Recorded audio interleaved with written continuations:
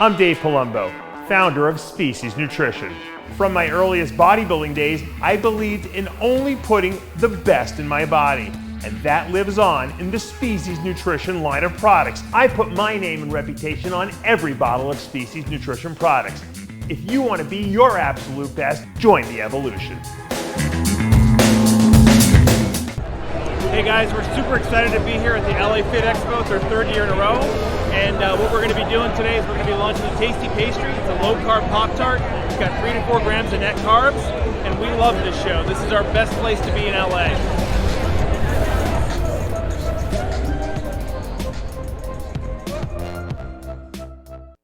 Hey, this is the Game Triple H from the WWE. You're watching RxMuscle.com, the truth in bodybuilding.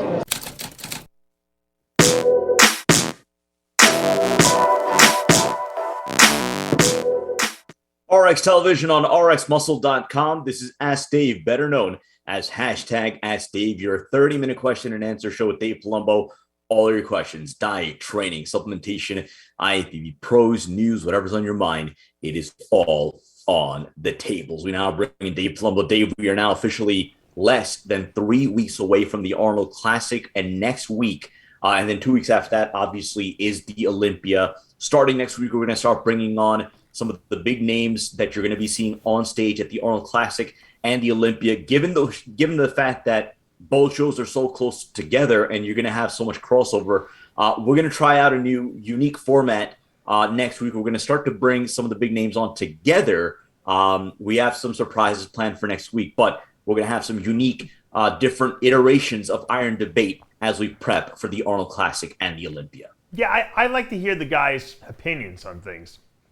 And sometimes it's better when you have them together, because then we can kind of ask questions that are on everyone's mind, and rather than wonder, hey, I wonder what this one thinks or that one thinks, we got them all together. The last one we did worked really, really well, I thought, and a lot of people liked it. So we're going to do that again.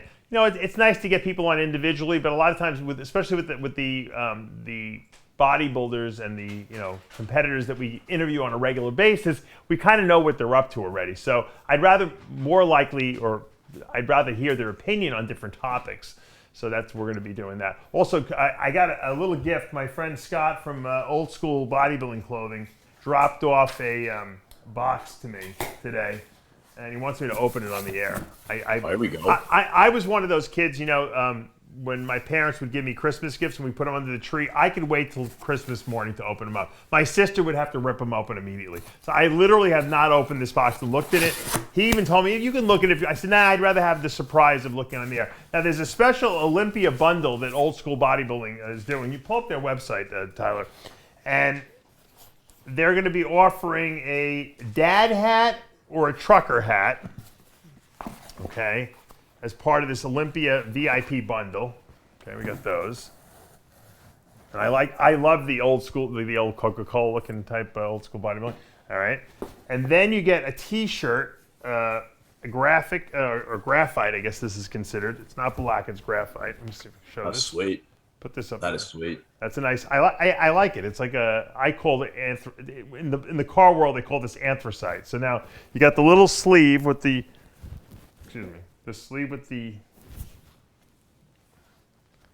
little number on here. Hold on, Old School. Okay.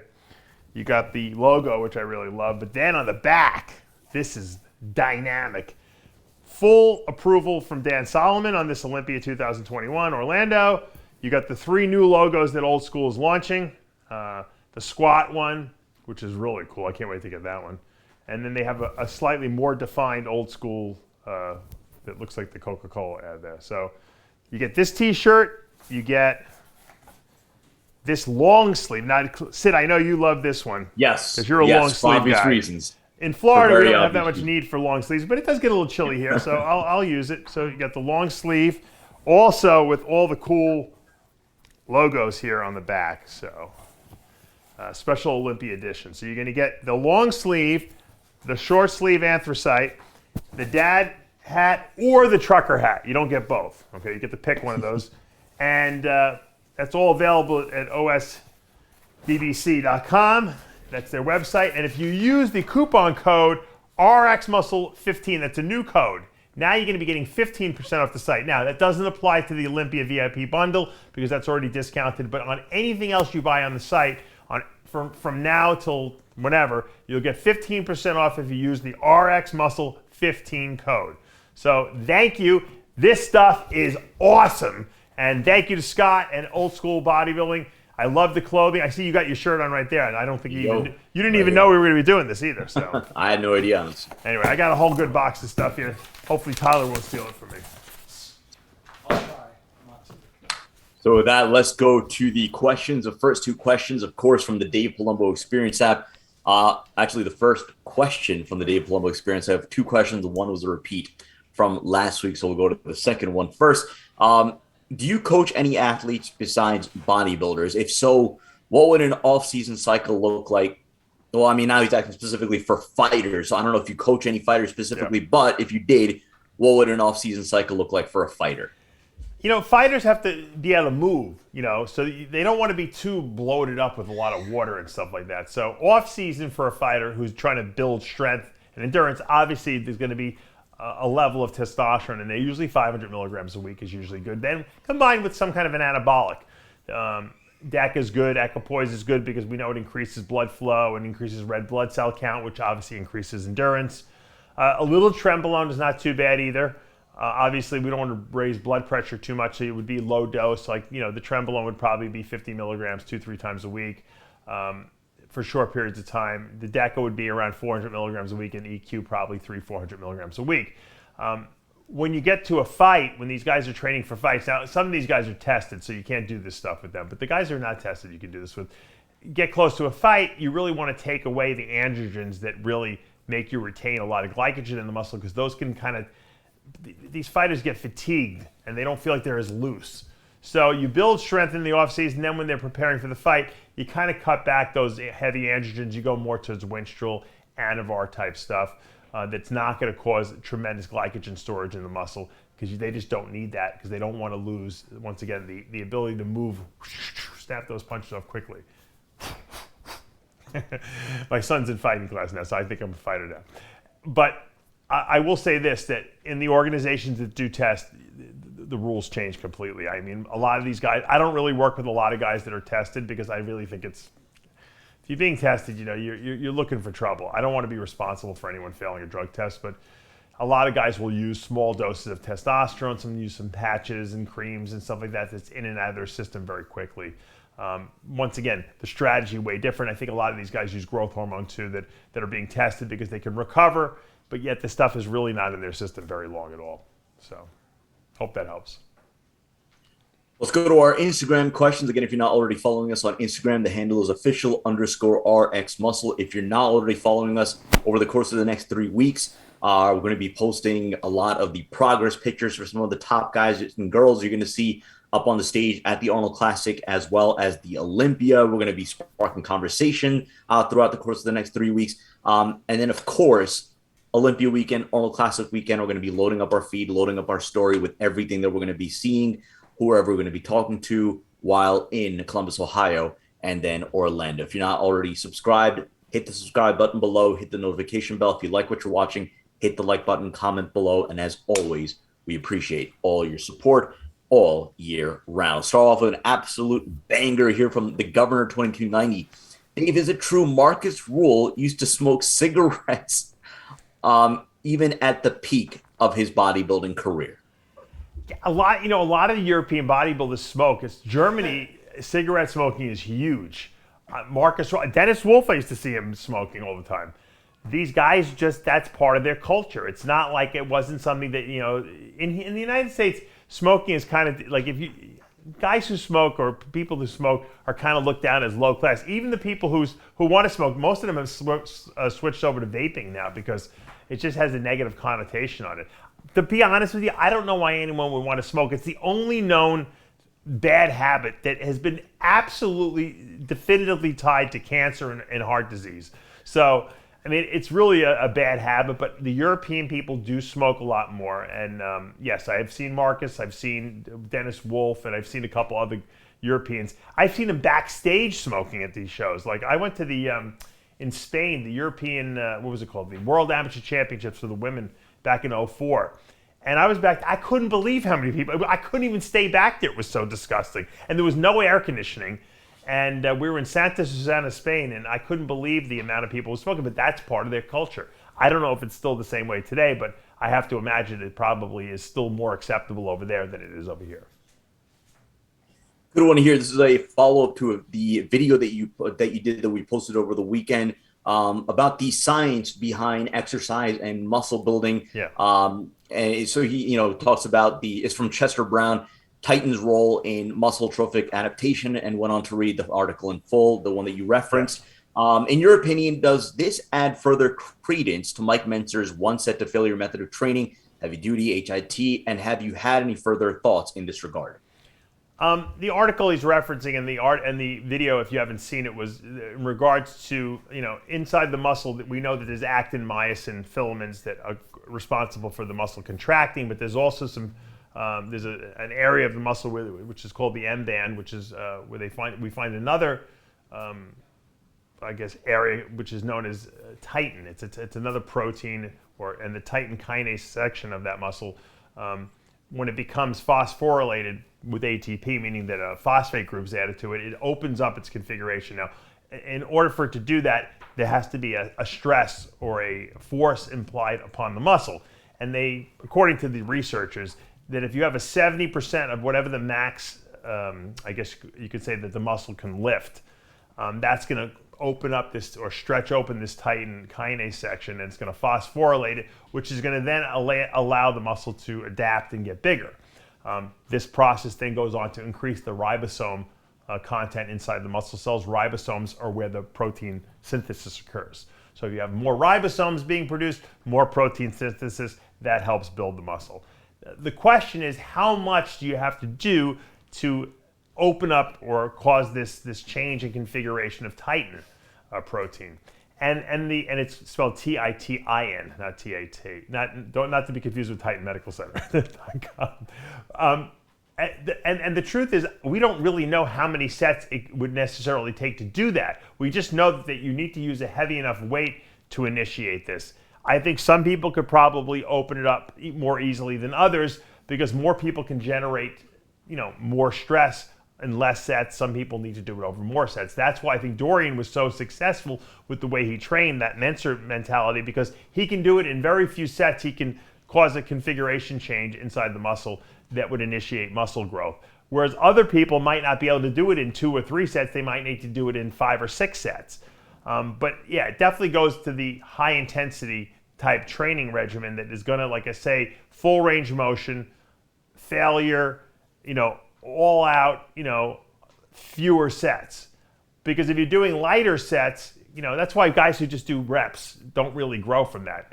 Now if you do heavy weight and reps, Ronnie Coleman was notorious. Ronnie lifted heavy weights and he did high reps and high sets. Most people couldn't recover from that, but the key is the heavy weight component.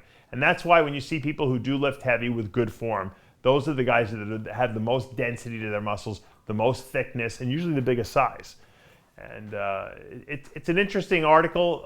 It's a very complex article, and that's why I try to break it down in the video that it did. If you haven't seen the video, you can check it out at the channel. Let's go to Frank Rosano. It's a question about Classic Physique. One of the iron debates that we plan on doing next week will be specific to Classic Physique and what we could expect at the Arnold Classic and at the Olympia. 2 parts. One, should Classic Physique remove the weight cap and instead make the stomach vacuum a mandatory pose? I think this would keep guys conditioned while also letting them be, quote, true bodybuilders. I know we had an iron debate about 1.5 years, probably a couple of years ago. Yeah. We had Breon Ansley come on, and I guess the argument was that the vacuum is not necessarily a quote unquote pose, and certainly we'll get some of the top guys' views on that. So first off, should they remove the weight cap? And should they make the stomach, the vacuum, a mandatory pose? I think, as a matter of fact, they should reduce the weight cap. I think it's too high. Because I think you want to have a distinction between bodybuilding and classic. If you start allowing the classic guys to get too big, there's no bodybuilding anymore. You've wiped out bodybuilding. So I think that you have to keep that distinction there. Matter of fact, I think, and I've said this before, I think that the women's physique athletes should have a weight cap for their height just like men's physique does. Why they don't, I have no idea. There's no logic whatsoever behind that, other than the fact that it started out without a weight cap. But if they want to keep women's bodybuilding, okay, distinct from women's physique, they should have a weight cap on women's physique. Likewise, for classic physique, it's that weight cap that keeps the distinction in between the two levels of physiques. If you want to get bigger as a classic guy, then just go up to the open class. There's nothing stopping you. As far as vacuum poses, look, you can't make it a mandatory pose because it's not a pose. It's something you add to a pose. It's a nuance onto a pose. Some people look good in it, some people don't. So it would be like saying when you hit the double bicep, you have to put your leg out to the side. Well, why? Some guys look better with their legs straight on. Some guys look better with, in a different configuration.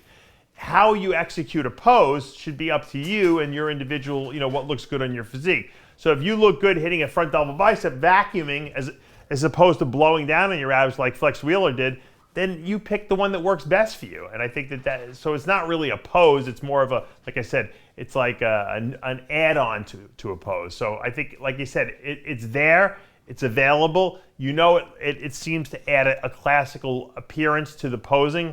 So if it works well for you, use the vacuum. If it doesn't, don't do it. Let's go to Brooks Clark. In your competition career, did you personally ever need to implement T3 in any of your preps?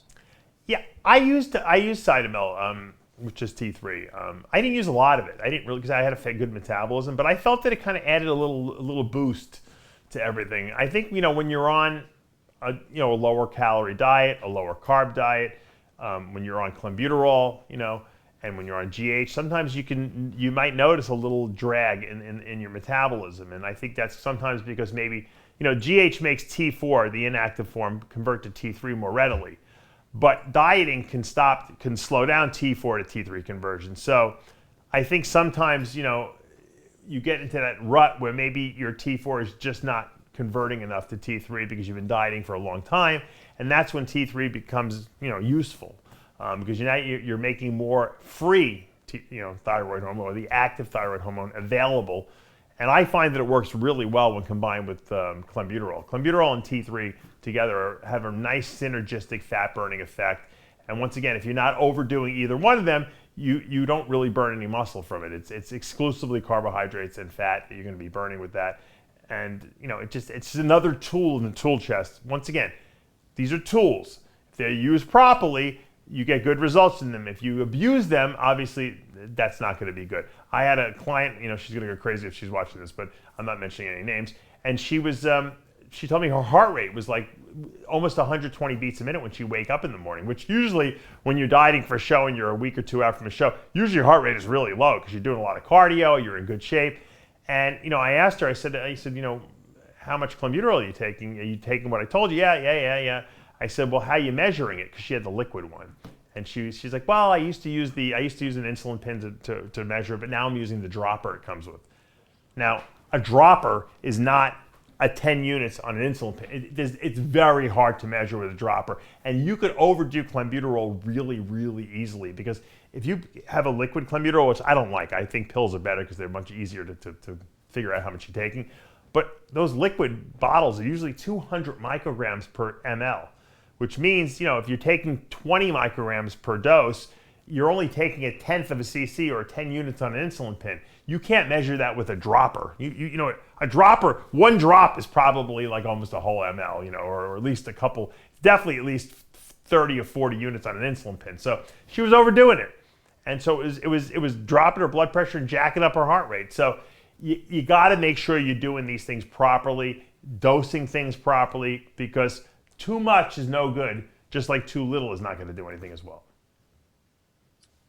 Let's go to Ivan Bodybuilding. Dave, can you tell us more about fat loading that you said you do sometimes for competitors who are too sensitive to carbs? I mean, fat loading is really just, if a person is really super lean, a lot of times what happens is there's no more subcutaneous fat to burn on the body. So the body starts dipping into what we call intramuscular fat, or the fat that's found. If you have muscle cells, there's fat that layers between the cells. And if there's a little coating around every cell of fat, it's going to make the cell look, the muscle look more volumized.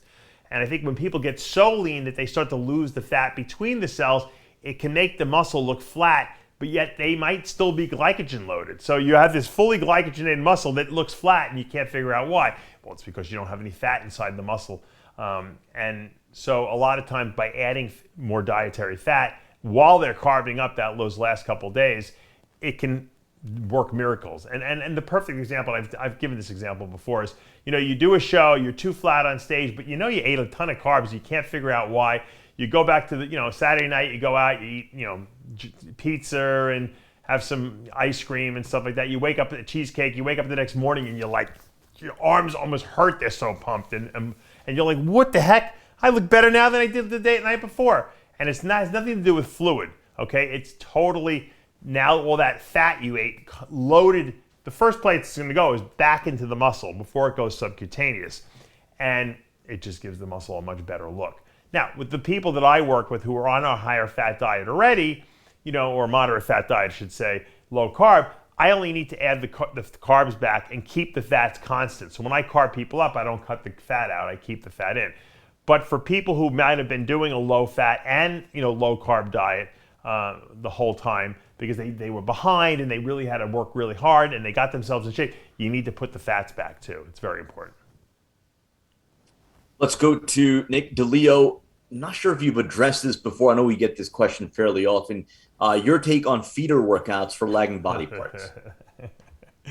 I hate the term almost as much as what it entails. The worst thing that Rich Piana could have possibly done was a video on this, and I don't even know if he really believed it, but he did a video on saying that if you have a weak body part, if you train a couple sets every single day of the body part, you're going to improve it. I find that all you do, I always tell people, if you have a weak body part, train it less often, don't train it more. Now, if you have a weak body part because you're not training it properly, that's a different story. But assuming you know how to train, if you have a weaker body part, it means it doesn't recover well. So you want to give it more time to recover, but you want to hit it with maximum intensity when you do train it. So like I've seen people have weaker legs and they want to do legs like 3 times a week, and it just makes their legs worse because now they're overtraining, breaking down the muscle too much, it never recovers.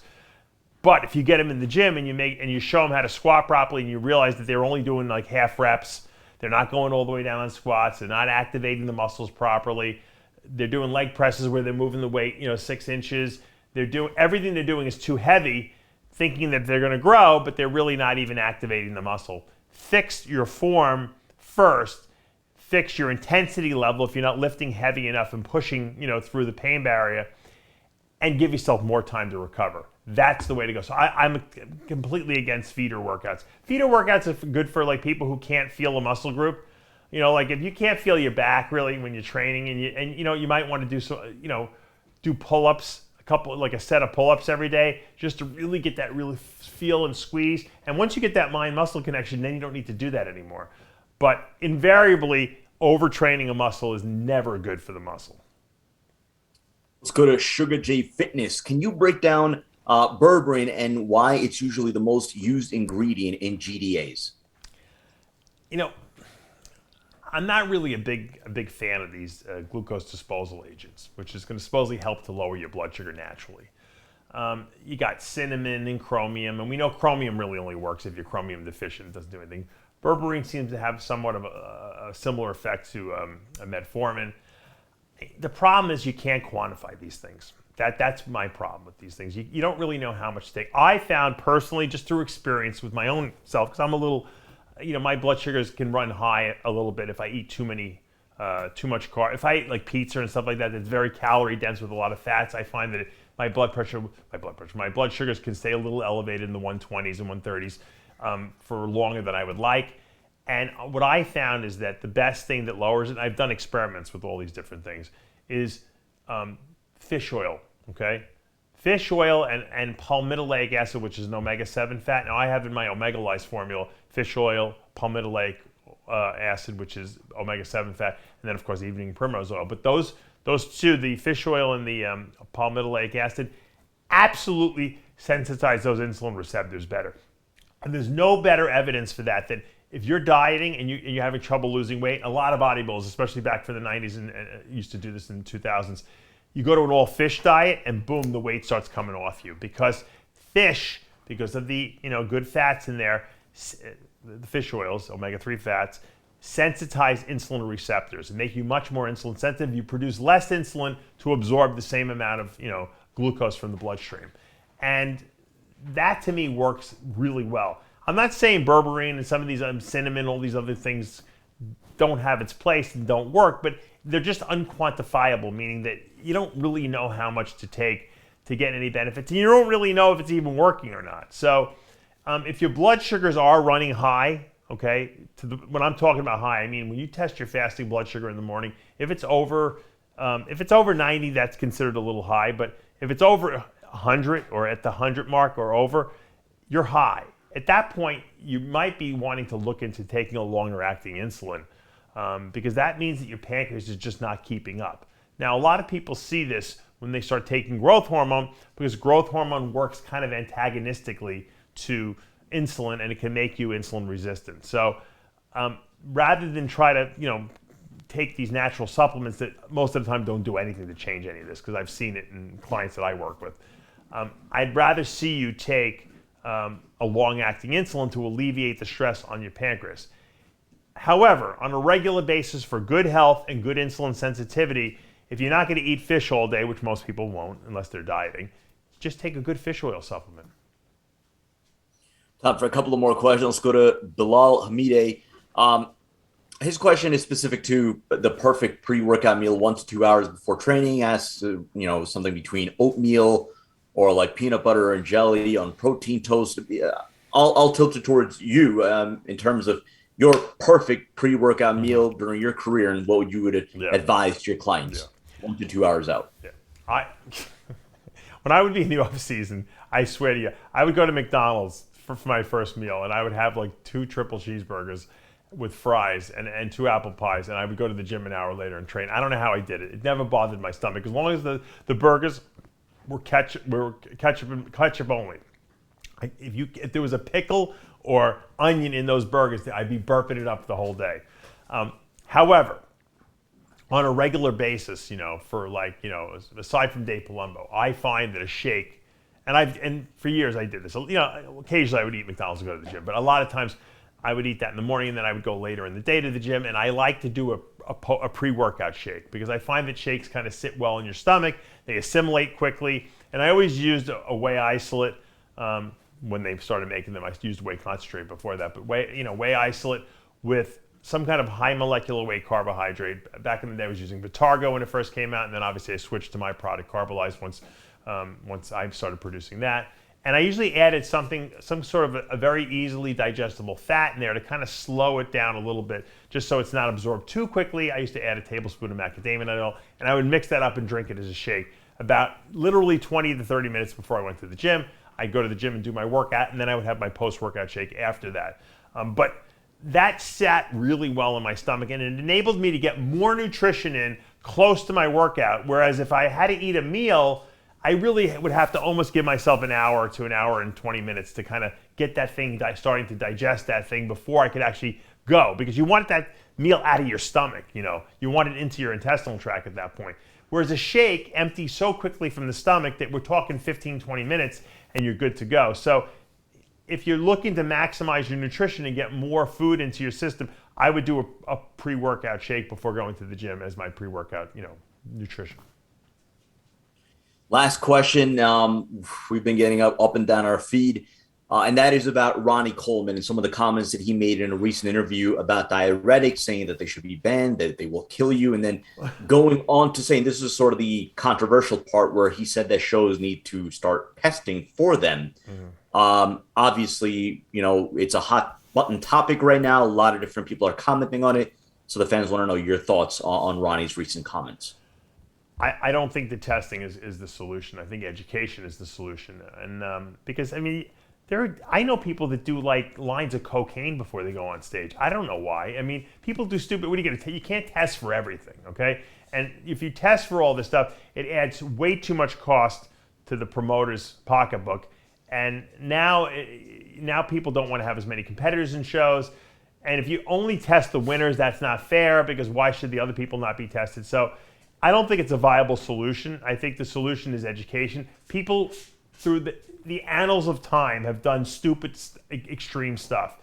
And you're not going to stop that by drug testing them, okay? Because you know what's going to happen? You drug test for this list of diuretics, someone's going to find something not on the list, and they're going to use that. More dangerous because that's the only thing available. Look, Milo said it when the IFBB was drug testing back in the 90s, or whatever it was in the 90s. All these guys just figured out the diuretics that weren't on the list, and they used those. They sucked those diuretics, like Demodex and stuff like that, but they worked, but they were more dangerous. So it actually made it more dangerous that they were testing. So you can't do that. If you're not going to test the entire sport for every single drug, and you're not going to test everyone, then it's not fair. And you got to test people out of season too. It's got to be randomized drug tests where they can come to your house and you got to pee in a cup like they do with the Olympics. If you're not going to do that, and I don't think anyone's willing to do that, okay, because we want to see freaky physiques, then you can't test. Okay, and that's just the bottom line. It's a reality. It's an education curve. We know people take drugs. We know people do things to look a certain way. But there's a safe way to do it, and then there's not a safe way to do it. And people who do things the unsafe way have to be educated that this is not a better way to do it. Unfortunately, there's a lot of dangerous people out there. These self-proclaimed gurus. You always hear about gurus and these cult leaders. It's no better than that. If you have a person who's giving out bad information out there, and you know they're giving bad information, and you're still going to them, then you're part of the cult. That's a problem, okay? Why would you want to go to someone who's doing dangerous stuff? Dangerous doesn't mean better, okay? Just because someone is doing dangerous stuff and they have athletes doing well, it doesn't mean they're doing well because they're dangerous.